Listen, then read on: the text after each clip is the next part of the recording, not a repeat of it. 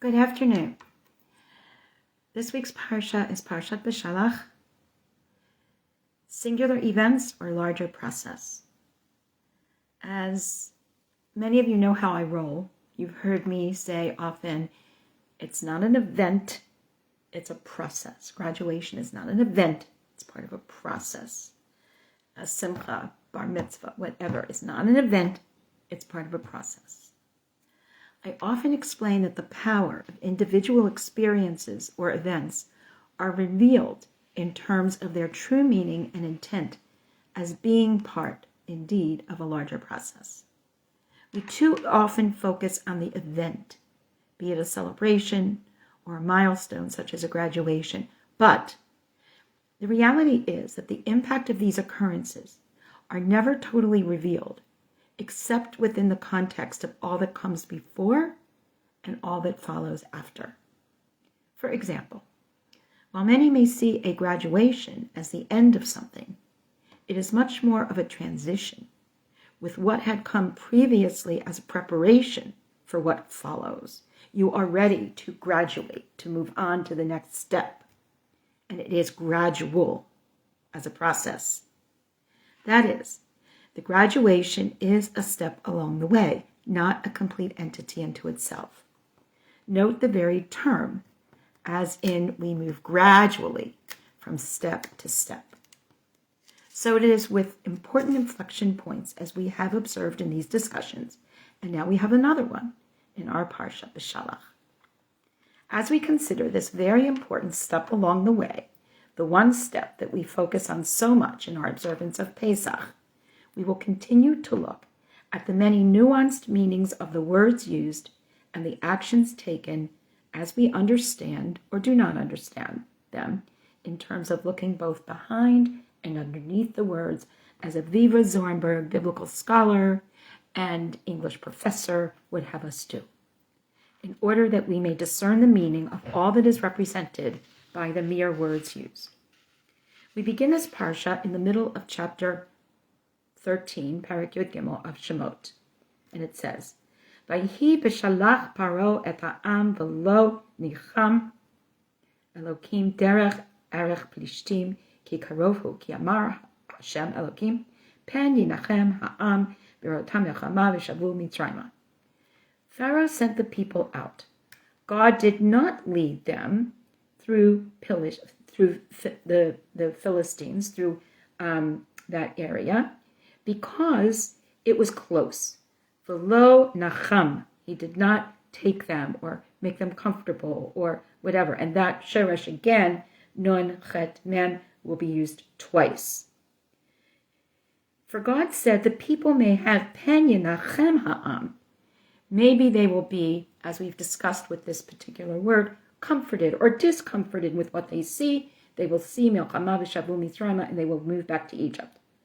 Once again, a warning about translations that we use. Let us look at this very carefully. BeShalach paro et ha'am. Here we have the construct state, as in with Pharaoh's sending of the nation. God did not. I would suggest that Pharaoh here could be read in as part of the circumstance, not the pivotal actor in the scene. Vayihi b'shalach paro v'lo nichem. He did not lead them. Nun chet mem is the same root as go and lead. When you walk, it will lead you. Nacham, nachama, all of that comfort. In other words, you should go. You should do something constructive that brings you comfort. Let's look at this root for a moment. Nun chet, and then a mem. Once again, we have a rather wide range of meanings. Anything from resting, silent, mute. And here we have nun chet hey, meaning to lead, guide in a calm manner, and then nun chet mem, to comfort and console. Notice that all of these words come from the most basic root of nun chet, the name of Noach, having to do with some type of calming influence, relying on inner resources, as in resting, or external forces, as in being led or comforted. It is possible here that we are saying, and it was in Pharaoh's sending of the people, And they were not led, God did not lead them, did not comfort them by sending them the most efficient way. Abarbanel teaches us as follows. B'tzet Yisrael mi Mitzrayim v'lo nichem Elokim. This is about God's perspective and plan, and God is not ready to have a people who are not ready for freedom to experience it, nor is God ready to complete this lesson for the Egyptians, for they have not absorbed the enormity of the situation. They need more processing. God is the one being patient here, if you will, by not sending them on the obvious route, but through a meandering process during which they had some serious work to do. Ki karovhu. God did not send them that way through the Philistine area because it was nearby, and it would be easy for the Israelites to return to Egypt by that route. There are many Aggadic explanations of these words. Rashi, for one, turns something that may seem the easy and most comforting way to go, again, nicham, to something else, ki karovhu. They are too easily quieted or muted. And remember, karov also has the sense of coming near to something, korban, being a sacrifice, coming near to God. They can be falsely comforted by the temptation of the place that they know, as opposed to being led to something unknown. Something confronts them. Nicham, they are discomforted. They want to go back to Mitzrayim instead of continue on the process in which they are going. Now remember, the issue of God directing all because of this need of readiness on the part of the players in our scenario is something of which they may not be aware. For example, we all recall the strange happenings in Parshat Vayigash as one example when Yosef orchestrates or yields to God's orchestration of what happens with his brothers, the Egyptian court members, and how reconciliation will occur, but only after the process has taken its place. Here we must ask, how ready are they to confront the challenges of Eretz Canaan, and if there would be other challenges along the way, and there will be, such as war, or being displaced, or hungry, what would be the point of continuing on this journey from their vantage point? Of course, from God's perspective, the process is necessary to ensure readiness. You have to go through all the grades, all the testing, everything before you reach that graduation. And the graduation is a note that you have reached in your process. Being given the land is the graduation, and they are not ready for this. Rashi is clearly aware of this dynamic when he explains as follows. Birotam milchama. When they see war, such as the war of the Amalekites and the Canaanites, they would have gone, if they had gone by direct route and seen that, then they just would have returned. But if God takes them on a circuitous route, then they say, let us appoint a leader and return to Egypt. Maybe the leader will stop that, and we will see, of course, that that is what happens. And eventually they will get there. But if it's too easy, if they're too close, it's easy to turn the car around when you're 5 minutes from home. But if you're traveling 4 hours and you're half an hour away from your destination, not so simple. Here, Rashi is amplifying the concern about the lack of preparedness of the B'nai Yisrael.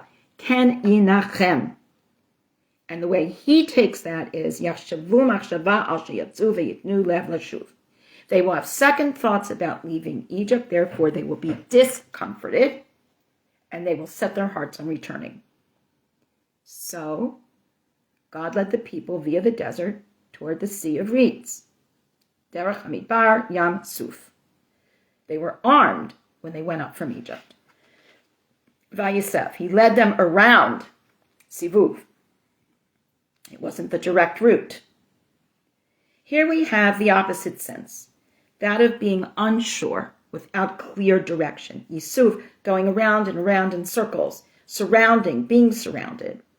Perhaps physically being sent in a circuitous route was intended to ensure the proper directional route inside.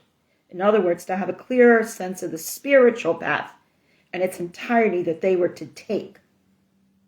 That is to say, the direct path was the spiritual and inner one to be undertaken by both each individual as well as the collective, whereas the physical steps were part of this direct route.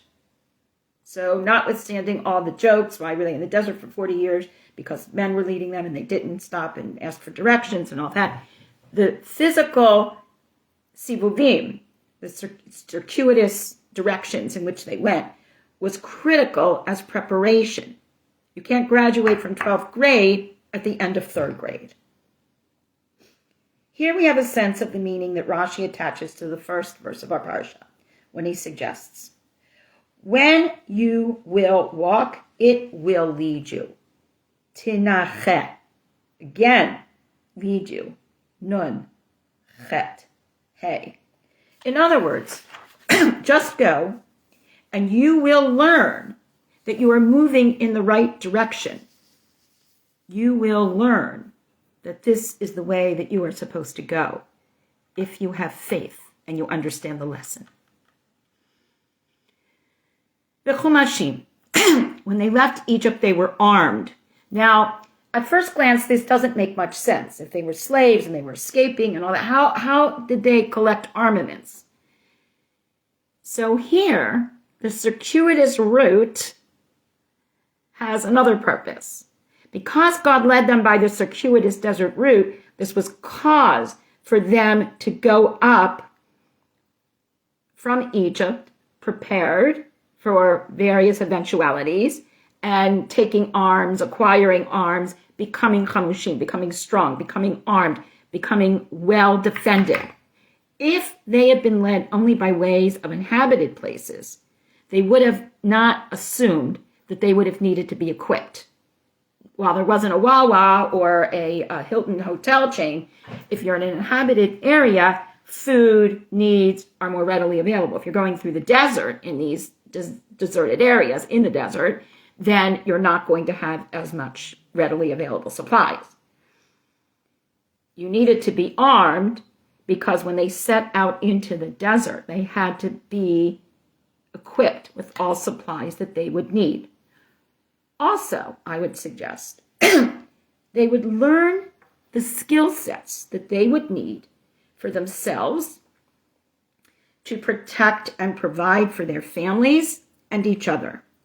This was critical, as this was truly a training camp time for the B'nai Yisrael to learn how to take initiative and do what they needed to do for themselves to survive and thrive as they would confront Amalek, Sichon, Og, Midian, and others.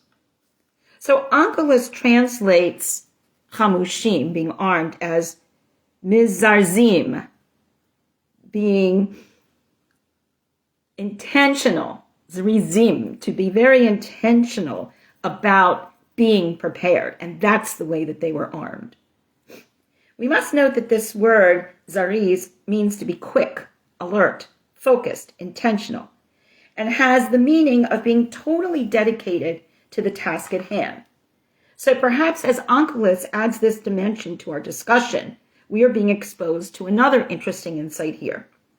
The B'nai Yisrael are indeed armed for physical battle, for the hardships and the challenges they will confront, for the surprises they will encounter. They will in fact come to be zrizim, ever so consciously dedicated to the task at hand. Is it possible that the B'nai Yisrael are not completely surprised as they are taking all of this equipment with them, just as you will recall Abraham took everything with him for his journey with Yitzchak? And thus, given what he took, he had to know what was going to happen. Perhaps we don't understand their internal dialogue in terms of what they needed for this journey, but maybe they did. And maybe this was coming into sync with God's purview. Is it possible that this hint was part of the preparation for the B'nai Yisrael? Now we move off this topic and this inflection point of leaving Mitzrayim to something ever so personal, which may seem an insignificant aside, but it's anything but that. We read later in the Parsha. Moshe took the bones of Yosef with him. Vayikach Moshe et atzmot Yosef imo, ki hashba'a hishbiya et B'nai Yisrael lemor, v'ked yivkod Elokim etchem v'halitam et atzmotai mizeh etchem. He had bound the sons of Israel, Yosef, by an oath that they should take an oath, saying, "Take my bones. God will remember you, and you must take my bones from here with you." We've spoken already about Yosef's position in the family and his other identity as a noble in Mitzrayim, and how that has an impact on who gets land. So here Yosef is putting away all identity from this foreign place and reclaiming his primary, his birth identity, by asking for this oath to take his bones and bury them in Israel. Again, here we have the fulfillment of a mitzvah and a promise as part of the larger narrative. We do not forget family and our primary responsibilities in the midst even of so much that is happening. Fulfilling this promise adds heft to the journey and the task at hand. They are all focused on returning to their land. And this added mission, the fulfillment of the promise to Yaakov, just increases the meaning of the journey on yet another dimension. Multitasking is part of this journey, as it is life in general. We will now turn to chapter 14, Yodalit, where we see yet another important part of the story, in which some of the reasoning for this circuitous route on which they were sent is given yet an additional purpose. God speaks to Moshe, saying, "Speak to the B'nai Yisrael and tell them that they must turn back and encamp before Pi Hacharut, between Migdol and the sea, before Baal Tzifon. You must encamp there, facing the sea. They must turn back." The entire third day, they were moving closer toward Egypt in order to mislead Pharaoh, according to Rashi, so that he would think they had lost their way. Pharaoh will say about the Israelites, "They are trapped in the land, we can't get them." So then they encamp before Pi Hacharut, and it is here, the name is very meaningful. The names in Torah usually are. Chirut is freedom, and it is because Rashi tells us that they become a free people, B'nai Chorim, through the process of this journey, and therefore it's called Pi Chirut. Lifnei Baal Tzafon, before Baal Tzafon. This was the only deity that remained at the time of the Egyptian idols. God spared it in order to mislead the Egyptians into saying that this deity was too powerful to destroy. And again, the maze, if you will, that the B'nai Yisrael followed was part of the process of their coming to terms to being ready for their new mission, their new stance in life, and it was also confusing to the Egyptians. Pharaoh hears that they're turning back. He thinks they're stuck. He thinks they're landlocked, if you will. And what it looks like, if you think about it, it says, Nevuchim hem. They are locked. They are stuck. But navuch, again, many meanings, also means confused, bewildered. Bewildered in the wilderness, pun intended, and not able to find their way. Who is lost here? And from whose perspective? Nevuchim hem. According to Rashi, it means they are confined in the desert, inasmuch as they don't know how to get out of it and where to go. And then we read, God says, "V'chizakti et lev paro, v'radaf achareim." I will make Pharaoh stubborn. I will strengthen Pharaoh's heart. In other words, I will just allow Pharaoh to be all that Pharaoh is. We're not changing him. We're not saving him from himself. This is who he is. V'chizakti et lev paro.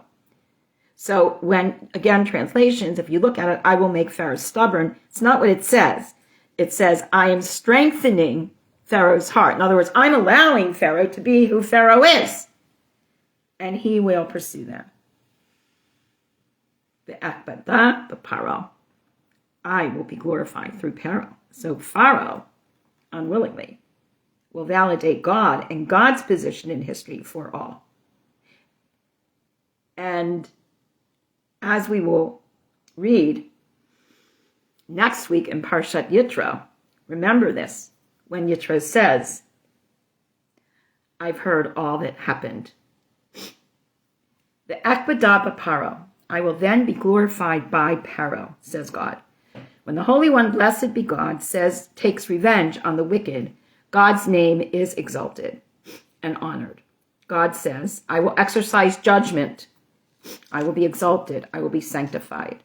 And we get into very tricky and murky waters here because people will often throw around and say, we are the chosen people and God is protecting us and at the cost of all other people. And as we've discussed in earlier Parshat, God does not deselect by selecting. Everybody has their mission. Everyone has their part.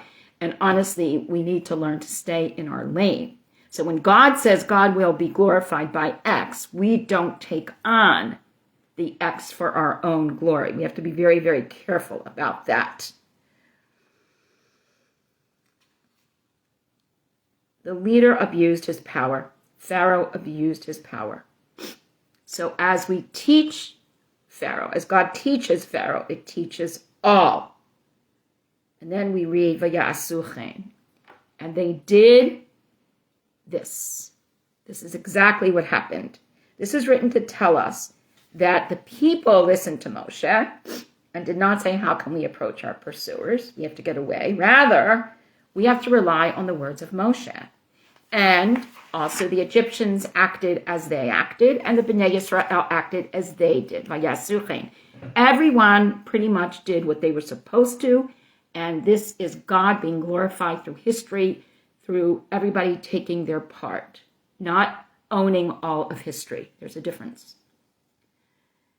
When the king of Egypt was told, Vayugad lemelech Mitzrayim ki barach, that the children of Israel fled, Pharaoh and his courtiers had a change of heart, and they said, what did we do? Mazot asinu ki shalachnu Yisrael me'avdenu. Why did we send Israel away from our service? This is proof that they too are not ready for the larger lessons being conveyed here by Ribono Shel Olam. In BeShalach, we have all the bells and the whistles and the water and everything, all this drama. But we can't get so caught up in the drama of the moment so that we forget its place in the process. Now, lest we devolve into rabbinic apologetics, which is clearly not my style, I would suggest that this is a matter of keeping our attention focused on the larger picture, on the context within which we see many missteps and sidesteps. Readiness is not always easy. In fact, can be very difficult to ascertain, even more challenging to maintain. And there are many who have to achieve this in the largesse of our narrative. We must strive for more, although we will not reach the perfect state of preparedness. This is the purpose of our journey. This is the purpose of the process, to be better, not perfect, not flawless. Consider this teaching by Rabbi Avraham Grodzinski as relayed by Rabbi Dr. Tzvi Hirsch, Weinreb. Rabbi Grodzinski was the moral guide for the hundreds of students of the Slobodka Yeshiva during the immediate pre-Holocaust years. He taught as follows as the world darkened regarding realistic expectations of how far our journeys, the process, will take us. He teaches, moral perfection must be prefaced by the recognition that there is indeed evil in the world and that one must disdain that evil. Only then can one begin to transform the evil, to correct evil. and to appreciate Hashem, Ribono Shel Olam, fully. The pious person is not naive, but recognizes the darkness that resides in the world.